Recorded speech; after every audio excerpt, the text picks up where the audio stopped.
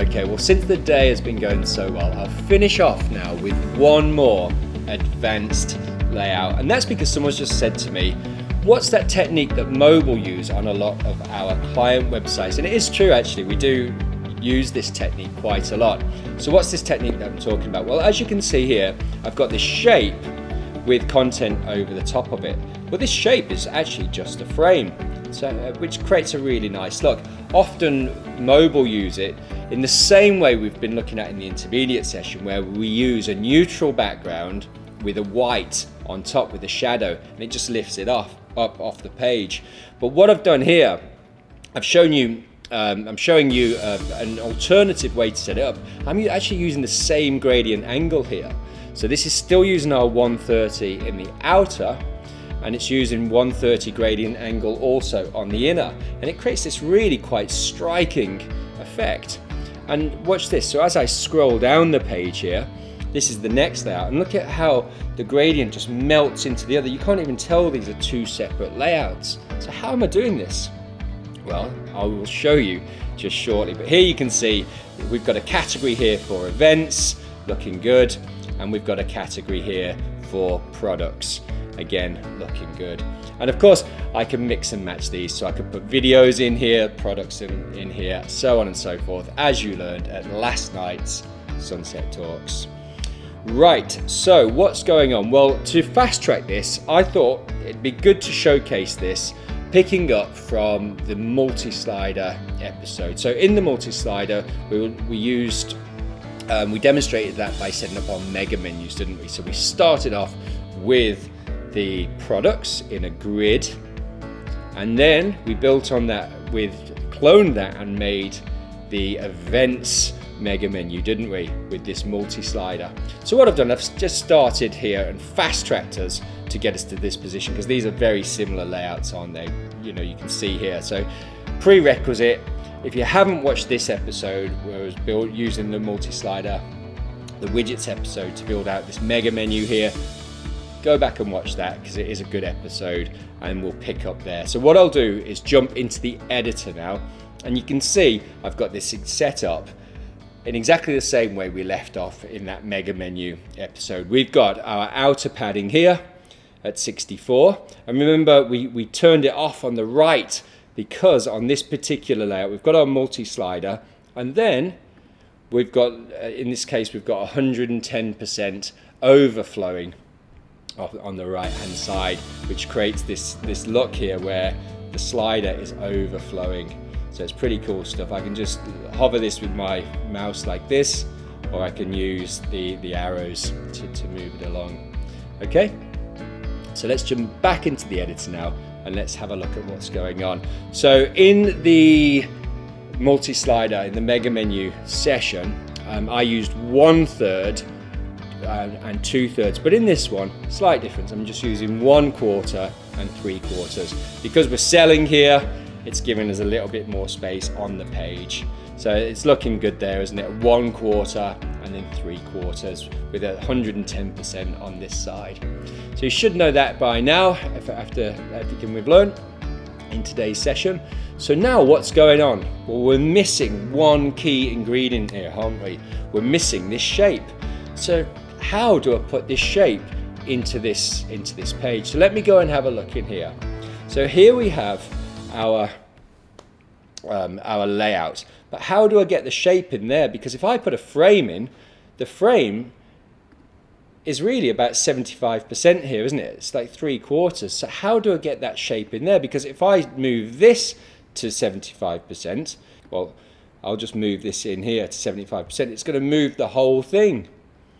But I only want to move a shape in the background. So let me go and show you now how to set this up. And I'm going to show you how to do it with a technique that we use in front-end development called negative margin. So that's not margin where we add padding to the outside of a frame. So you can see here we've got our frame, and we use margin here, which allows us to add padding to the outside of the frame. But in this case, we use negative margin. Okay. So what's negative margin? Let's break it down. So what I'm going to do here is put in another frame here. This is going to be the one where we're going to use our shape. So I'm going to use this for this shape here with this rounded corner and the shadow. So let me go and put in this shape first of all. So I'll put in a child. I'll give it a height so we can see what's going on.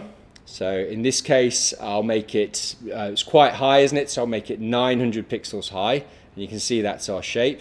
Now just for contrast, I'll put in a gradient now so we can see what's going on. So what I'm going to do now is go here and put in our gradient that we always use at 130. So I can use that, but I can hone in, as you know, and we've got our gradient angle here.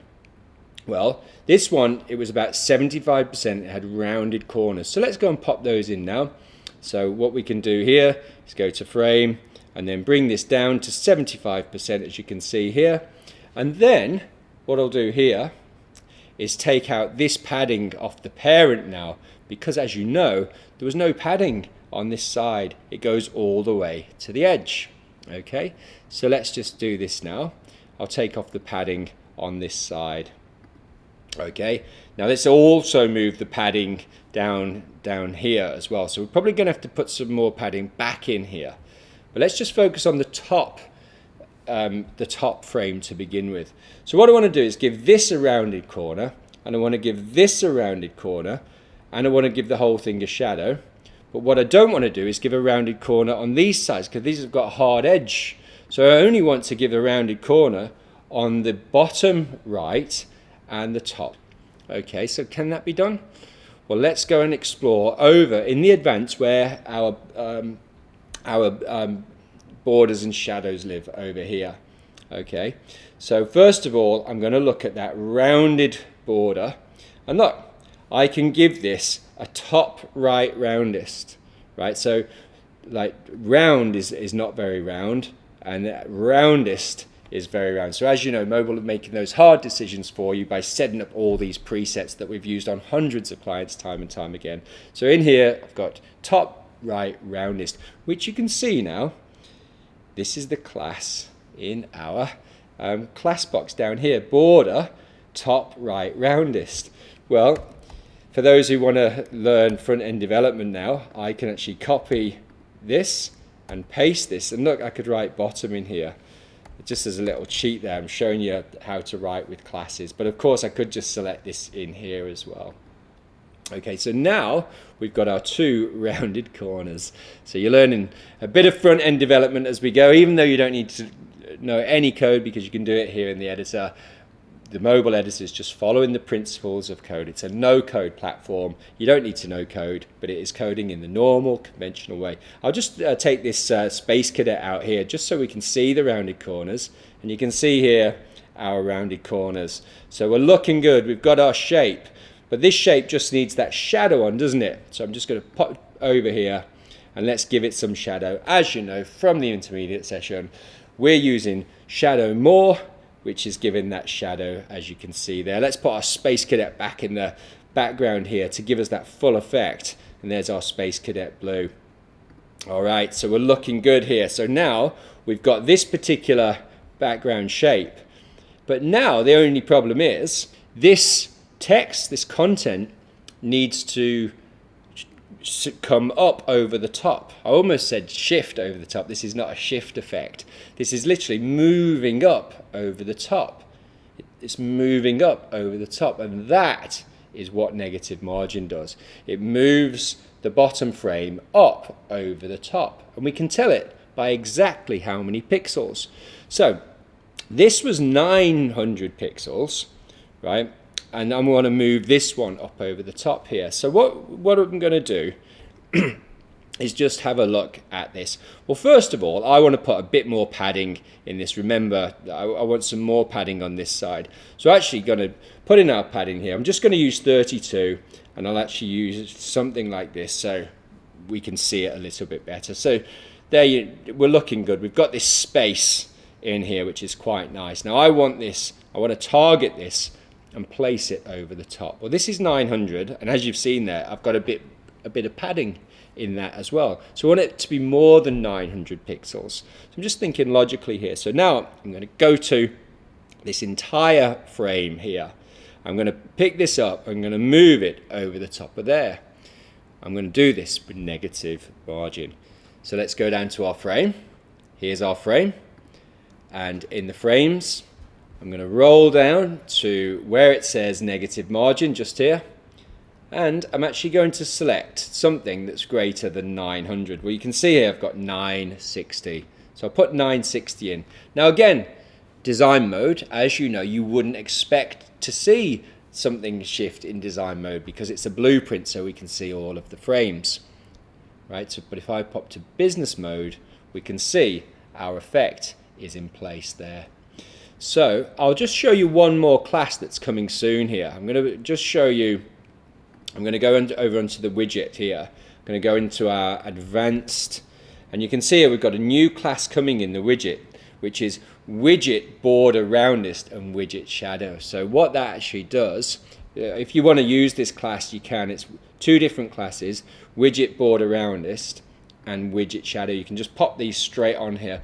We use them a lot at mobile, but as you know, we have been building the mobile tools inside our own agency. So a lot of the time we just use classes that we know are there and we haven't released as UI tools yet. Well, these are coming as tools inside the widget so that you'll be able to put border roundest and shadow right here in the widget. That's coming very soon, second quarter 2023. So if you're watching this course now, you might just check to see if these features are in here, which is border and shadow inside the widget. But if you're watching this before that's there, you can just write in here widget hyphen border hyphen roundest and widget hyphen shadow, and that gives this effect where you've got the borders on the widget with a shadow on them. Really cool.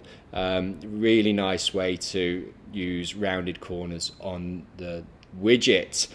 And I will also get the team after this session to drop it in the class list here. So if you want to use those classes, just go here and click them. As you know, the class list, this is all our work in development, all those features that we've got classes for that we're rolling into the UI in what we call beta. This is literally our beta list of classes that we're rolling in. So lots of cool stuff there, a lot more effects that are coming and diagonals as you'll see me go through as well if you haven't seen me do that already. So we've just added some extra classes in here, and what I'll do, I'll just change this. What we'll do is actually we'll put cameras in here. So what I'll do is go in here and say show me cameras, and we'll look at the black cameras. Show me black cameras, and what I'll do, I only want to see tags that have got cameras and black, so must match all tags, and then we've got some black cameras there. Lovely stuff. We want title and price, happy with that. Got some black cameras there, quite happy. I'm going to press save, and then I'm going to come back, I'm going to hit refresh, and let's have a look at our negative margin on the front end. I'm pretty happy with that. I hope you're pretty happy with that too, because that is an awesome page. And so what I can do now is just actually one more thing. What I'll do here is actually show you how to clone this one, because what I could have done there is actually cloned this particular layout, so we would have had the skincare one. So let's go and do this properly. I'll clone this one. I'll go back here and I'll write skincare. Okay. And then I'll come to this widget and I'll change the tags over to skincare, and we are now looking good. I'm going to hit save, go back, hit refresh, and that is a beautiful setup. I'm sure you will agree that it's easy to apply. Now I will make sure that these layouts go inside the Alio theme, so if you're looking at these, search for Alio, but also in tonight's Sunset Talks, I'm going to build a new theme rapidly, and I'm going to get the AI to design the theme. Now I might lean on some of these kind of card layouts depending on what the AI throws up. I've used a lot of the AI generated designs, and this is actually quite popular. So I'm going to create a new theme tonight, and I'm going to call it Zaya, which is AI with a Z at the start and an A at the end. Zaya, which is actually a Hebrew word for light. And this particular AI generated website is the one where we're using the AI generated images with lots of Australian landscapes at morning light. So it's a very fitting name there. So if you are looking for this particular layout, go and get it from either the Alio theme or the Zaya theme and use it to create your own website, because it is a beautiful theme. And so even though it's an advanced layout, just by dragging it in, even first-time users can make a beautiful category style layout, as you've seen here. Well, I'll wrap there, and next is for me to see you in the Sunset Talks, where we look at AI generated website design.